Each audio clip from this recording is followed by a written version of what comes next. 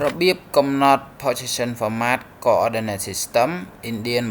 1960 OTM 048N ក្នុងកម្មវិធី Mapsoft សម្រាប់ការងារបណ្ដាញអគ្គិសនី MV LV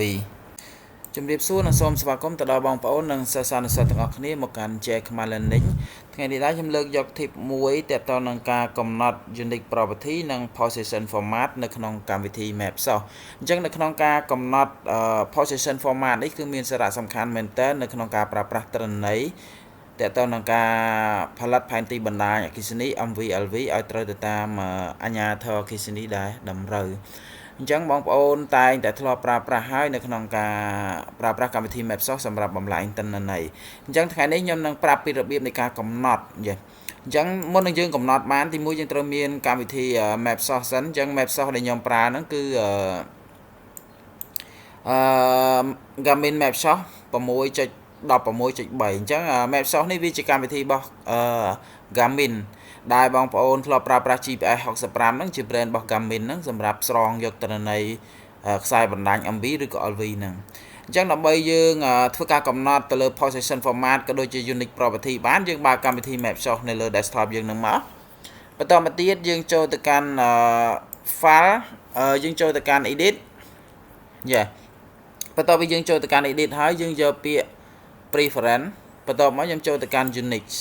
អញ្ចឹងមុននឹងយើងកំណត់ទៅដល់ position យើងអាចកំណត់ unique សិនមកអញ្ចឹងនៅក្នុង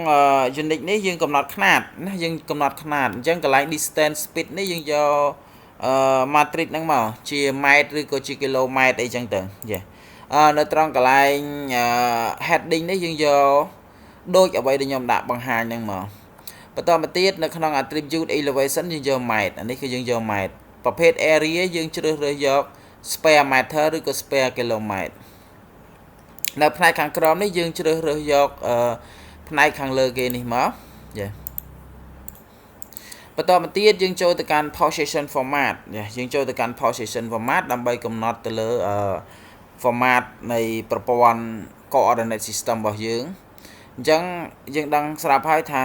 នៅក្នុងការប្រើប្រាស់ប្រព័ន្ធ coordinate system សម្រាប់ការងារអគ្គិសនីបណ្ដាញ MVLV គឺយើងប្រើជា Indian ព្រោះគេតម្រូវយើងប្រើជា Indian អញ្ចឹងខ្ញុំចូលទៅការកំណត់ទៅលើ position format នៅក្នុងកន្លែង position format នេះខ្ញុំយកទៅកាន់ position ត្រង់កន្លែងនេះ OETM នេះខ្ញុំយកវាជា OETM ហ្នឹងមកកន្លែង grid ណាជាចំណោលផែនទីបន្ទាប់មក datum នេះខ្ញុំជ្រើសរើសយក user define datum ណាអញ្ចឹងវាមានច្រើនអញ្ចឹងអ្វីដែលយើងត្រូវជ្រើសរើសគឺយើងជ្រើសរើសយកផ្នែកខាងលើគេទាំងអស់ហ្នឹងគឺ user define datum បន្ទាប់មកយើងចុចទៅកាន់ property ពេលដែលយើង property មាន x y z និង axis អញ្ចឹង x y z និង axis ហ្នឹងគឺជាអីអញ្ចឹងដើម្បីយើងធ្វើការកំណត់ទៅលើ x y z ហ្នឹងបានអញ្ចឹងនៅក្នុង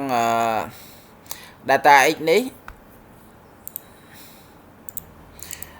នៅក្នុង data x នេះយើងត្រូវបញ្ចូលតម្លៃអញ្ចឹងមុននឹងយើងបញ្ចូលតម្លៃទៅលើ parameter របស់វាយើងត្រូវស្គាល់ថា data ហ្នឹង x ហ្នឹងគឺអីគេ data x ហ្នឹងគឺកើតលិចហ្នឹងទិសរបស់យើងណាទិសកើតលិចចំណែកឯ y គឺជើងត្បូងចំណែកឯ z ហ្នឹងគឺលើក្រោមហ្នឹងគឺយើងហៅថា elevation ហ្នឹងណាចំណែកឯ cinemature axis ហ្នឹងគឺទំហំនេះតកតងនឹងអង្កត់ផ្ចិតដែលយើងហៅថា equator ហ្នឹងណាអញ្ចឹងយើងត្រូវកំណត់ទៅលើប្រមាណ column នេះមាន x មាន y មាន z និង cinemature axis ហ្នឹងនិង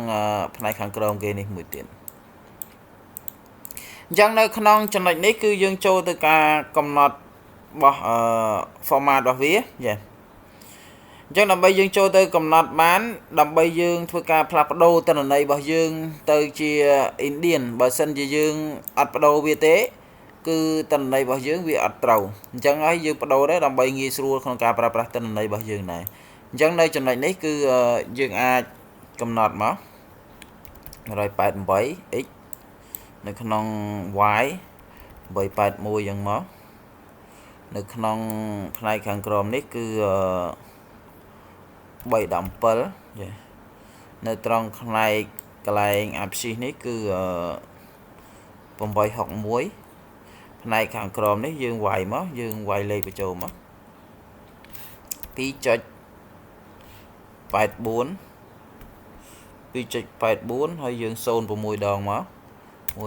3 4 5 6 បន្តមកទៀតនៅក្នុងចំណុចនេះ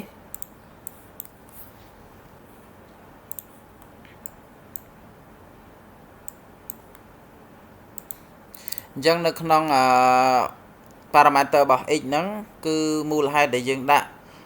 198 ហ្នឹងមានន័យថាយើងត្រូវផ្លាស់ទិសបូកបើយើងអត់ដាក់ដកទេមានន័យថាវាស្មើនឹងបូកហ្នឹងហើយបើយើងដកយើងត្រូវដកអញ្ចឹងយើងអត់ប្រើដកទេគឺបូកបើអត់មានលេខពីមុខហ្នឹងគឺបូកហ្នឹងហើយបូកហ្នឹងមានន័យថាបូក 188 ម៉ែត្រតាម ax តាម ax ax ហ្នឹងគឺទិសខាងកើតនិងខាងលិចax ហ្នឹងគឺទិសខាងកើតនិងខាងលិចអញ្ចឹងនៅក្នុងតម្លៃ y parameter របស់ y មូលហេតុដែលយើងដាក់ 881 ហ្នឹងវាស្មើនឹងបូក 881 ហ្នឹងណាអញ្ចឹងវាផ្លាស់ប្ដូរទិសពី 881 ម៉ែត្រតាម ax អានេះតាម y អានេះតាម ax ចាំមានន័យថានៅក្នុងការបញ្ចូលទៅលើតម្លៃលេខ 881 ហ្នឹងគឺដើម្បីផ្លាស់ប្ដូរទិសផ្លាស់ប្ដូរទីមានន័យថាយើងត្រូវផ្លាស់ទីមានន័យថាផ្លាស់ទីពីតម្លៃ 881 ម៉ែត្រហ្នឹងទៅតាមអនៃតម្លៃ y គឺជើងនឹងត្បូងបើតម្លៃ x គឺកើតនឹងលិចណាតម្លៃ x កើតនឹងលិចអានេះជើងនឹងត្បូងអញ្ចឹងវាផ្លាស់ទិសវាផ្លាស់ទីណាផ្លាស់ទីតាមតម្លៃលេខហ្នឹងបន្តមក z នៅក្នុង z ហ្នឹងយើងត្រូវបដូរផ្លាស់ទីហ្នឹងពី 317 ហ្នឹងបូកដូចគ្នាដែលយើងដាក់ដកពីមុខហ្នឹងគឺបូកតាមអ z តាមអ z ហ្នឹងគឺកម្ពស់ណាអាហ្នឹងគឺតម្លៃកម្ពស់ចំណែកឯផ្នែកខាងក្រោមនេះតកតងនឹង axis តកតងនឹង axis parameter ហ្នឹង axis របស់វាហ្នឹងគឺ 861 ហ្នឹងការផ្លាស់ប្ដូរទំហំផែនដីជា ellipse គេហៅ radius ហ្នឹងណាអញ្ចឹងនៅក្នុងចំណុចនេះខ្ញុំដូចជាបានបកស្រាយទៅឲ្យបងបន្ថែមទៀតហើយអញ្ចឹងនៅក្នុងការឆ្ងល់ជាសំណួរអីអាចលើកជាសំណួរបានប៉ុន្តែជាទូទៅសិស្សសាស្ត្រចំណុចនេះគឺយើងគ្រាន់តែបញ្ចូលទៅតាមតម្លៃហ្នឹងទៅគឺទិន្នន័យរបស់យើងហ្នឹងវាបានផ្លាស់ប្ដូរទៅតាម coordinate system ជា Indian ហ្នឹងហើយអញ្ចឹងវាត្រូវ 100% តែម្ដងអញ្ចឹងនៅក្នុងការធ្វើការងារយកទិន្នន័យពី GPS មក GPS យើងត្រូវកំណត់ទៀតប៉ុន្តែនៅក្នុងវីដេអូនេះខ្ញុំមិនទៅនិយាយរឿងឧបករណ៍ GPS ទេពីព្រោះ GPS វាត្រូវប្រើផ្ទាល់អញ្ចឹងសិស្សអាចចុះឈ្មោះរៀនមួយខាងយើងនឹងបរៀនតទៅនឹងការប្រើប្រាស់ GPS ផ្សេងទៀតយើងសាលាយើងមិនមែនបរៀនតែ software ទេយើងបរៀនទៅដល់ការប្រើប្រាស់ឧបករណ៍ទៀតអញ្ចឹងគឺជាក់ស្ដែងតែម្ដងអញ្ចឹងបងប្អូនអាចចុះឈ្មោះមិនថាការងារសូយ៉ាដីការងារតាហ៊ានការងារបណ្ដាញអគ្គិសនីការងារ drone អីហ្នឹងគឺយើងមានបរៀនទាំងអស់ក្នុងសាលារបស់យើងហើយយើងមានបទពិសោធន៍បរៀនជាយូរឆ្នាំហើយមិនតែបរៀនពេលថ្មីនេះទេគឺយើងបរៀនតាំងពី2018មកម៉េះនៅក្នុងការបរៀននៅក្នុងសាលារបស់យើងអូខេអញ្ចឹងជាចុងក្រោយបងប្អូនគិតថាវីដេអូនេះមានសារៈសំខាន់កុំភ្លេចជួយ share វីដេអូនេះនិងជួយ subscribe ទៅលើ channel YouTube ម្នាក់មួយផងក៏ដូចជា follow ទៅលើ TikTok page ដើម្បីចែករំលែកចំណេះដឹងនេះឲ្យសិស្សានុសិស្សផ្សេងទៀតដែលមិនទាន់ដឹងហើយវីដេអូនេះដែលខ្ញុំធ្វើលើកឡើងនេះគឺផ្ដោតសំខាន់ហ្នឹងទៅលើការងារបណ្ដាញអគ្គិសនី MVLV ណាអូខេបាទសូមអរគុណ